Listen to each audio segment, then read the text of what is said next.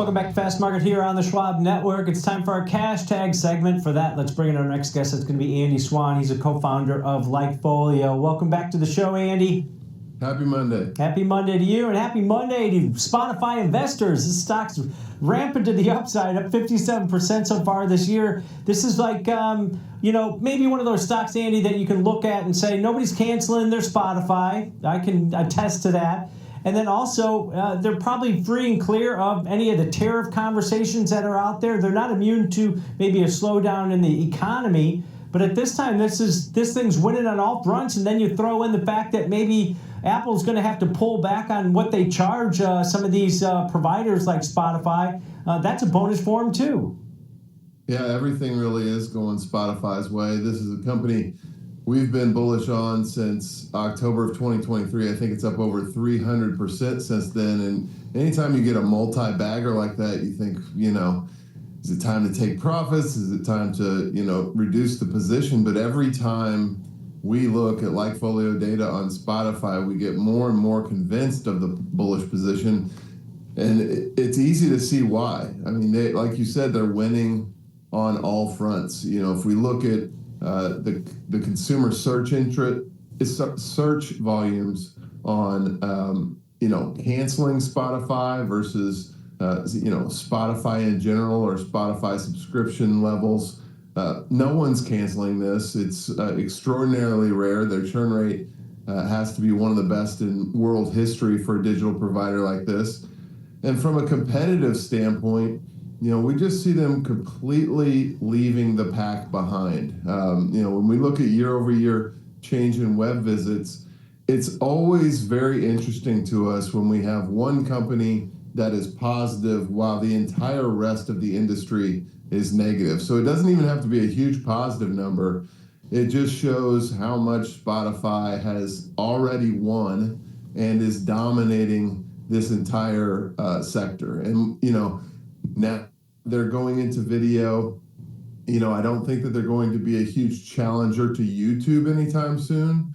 But the fact is, people are spending on average 10 plus minutes per day per session in their Spotify app. It's a very sticky app. It's always got fresh content. They do a phenomenal job of updating you on when an artist that you like has a new album, or when a podcast that you follow has a new show, and getting you just back into the app. And like I said before, no one's quitting this.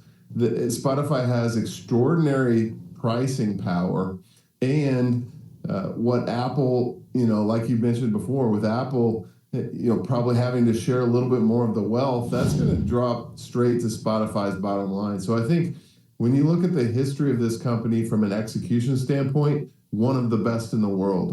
They have everything that they said they're going to do, they have done. They're reducing costs while producing a better product for their users to a larger scale, and that's kind of the dream of digital enterprise, and Spotify is certainly fulfilling that. So we remain very bullish on Spotify.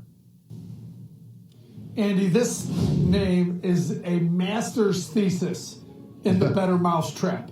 This is this company that unseated iTunes, right? Were able to come late to the game and be so good that they unseated an Apple ecosystem, which is unheard of. Now, it's also, in my opinion, the reverse Uber, which means as they get better, they're charging more and they're paying out less. Yeah. And that is the golden parachute of this name. And I'll go so far as to say they're not replacing iTunes or other services. They're threatening your radio in your car. Anything that you listen to, they're now threatening because they are so. I am such a Spotify, addict that it goes on in my car now before the radio goes on. So they've got. I just don't know what stops this company from going forward as they bring in more money and pay out less money. Yeah, I don't either. It's hard to find a flaw in Spotify. You always try. You always try to to shoot holes in your thesis, to find something you don't like about a stock that you hold.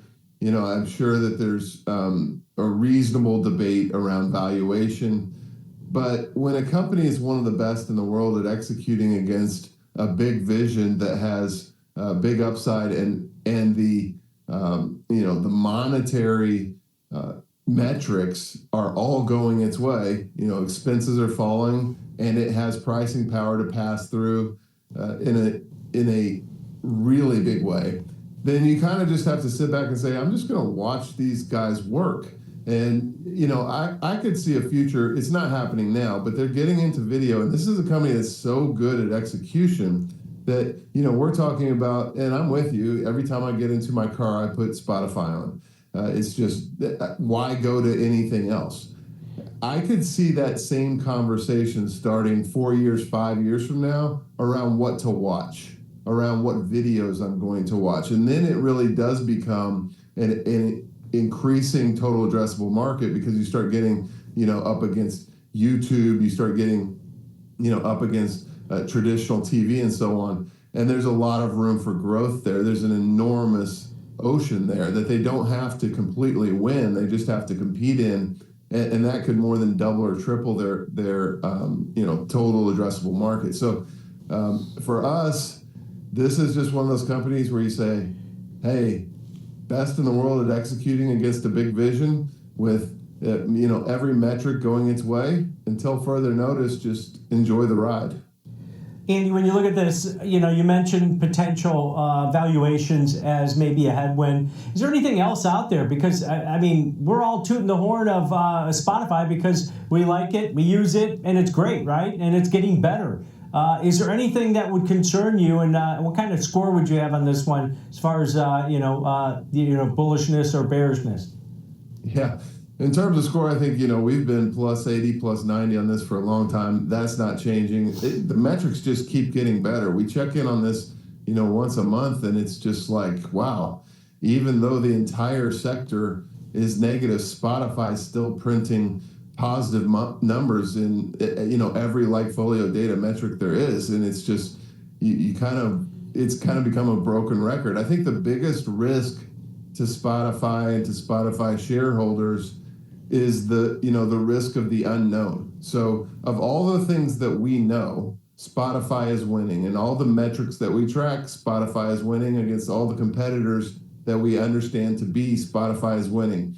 But, we've seen it before where, you're Blockbuster and you're winning for a really long time, and then all of a sudden here comes Netflix, which seems like a bug you can squash for $50 million, and it doesn't happen, and then your whole world gets turned upside down. So the biggest risk to Spotify is the risk of the unknown, and is that competitor out there that's just getting started, that's going to completely change how people listen to music or consume digital content.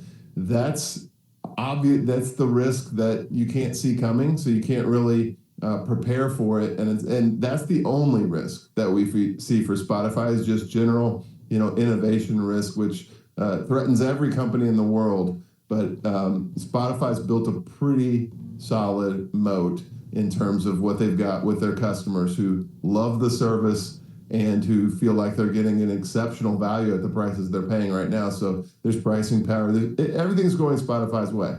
It's just, at some point, they probably run up against something that no one sees coming, but not yet. Not yet is right. All right, great stuff. Great data as always, Andy. Appreciate it. Thank you. All right, that's Andy Swan, co-founder of LikeFolio, giving us the bullish case here for Spotify, Kevin. I don't know how you can